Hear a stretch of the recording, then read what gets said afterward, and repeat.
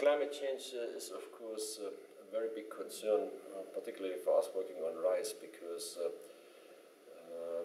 many of the large rice-growing regions are in low-lying areas, in the river deltas or inland valleys and deltas of plains in Asia. And though there are a number of concerns, the biggest worry that we probably have is rising seawater levels, and therefore saltwater intrusion into major rice-growing areas, such as the Mekong Delta or the Irrawaddy Delta in Myanmar. Then the other concern relates to rising temperatures. Rise above a certain temperature, usually 35 degrees Celsius, is highly susceptible to that and will yield less. We have done studies that show that for every degree Celsius increase in temperature, rice yields decline by about 10%, so that is a big worry for us. And the third concern relates to potentially increasing frequency of dramatic climatic events, heat waves, drought, stress, typhoons, things like that. Now, for us, this is not really new because indirectly and directly, we've been working on climate and climate change-related things for over 30 years already.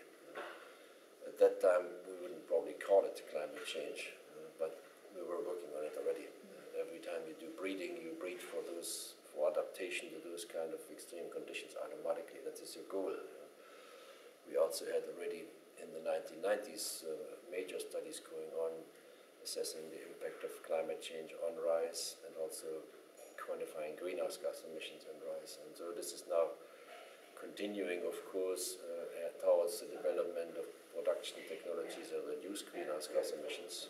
So instead of flooding the field permanently, we're promoting something called alternate wetting and drying, or water-saving irrigation, where you have periods without standing water, and therefore also reducing your methane gas emissions significantly. That's just one example. But even the improvement in nitrogen fertilizer management, and therefore an increase in nitrogen fertilizer use efficiency, makes a big contribution to climate change, because when you do an energy budget of a rice field, or for that matter any agricultural field, typically 30, sometimes even 40% of the energy input is actually associated with fertilizer, either in the form of fossil fuel needed to manufacture the fertilizer, or in the form of nitrous oxide emissions coming out from the soil.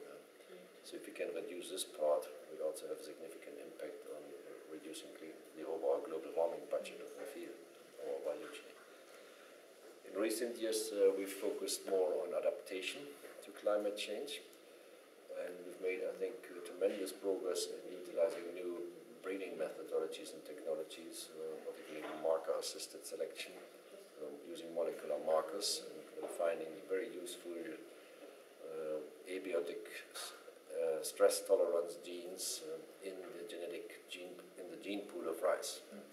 So then transferring those into normal rice varieties through these molecular breeding methods. And that has given us now the ability to reach much higher levels of tolerance to those kind of climate change-related stresses. So we have now new varieties that are much more drought tolerant than ever before, that are flooding tolerant, and now also salt tolerant, and in the future also heat tolerant. So I'm fairly optimistic that quite a bit can be done to adapt rice farming to climate change, that it doesn't have a dramatic impact.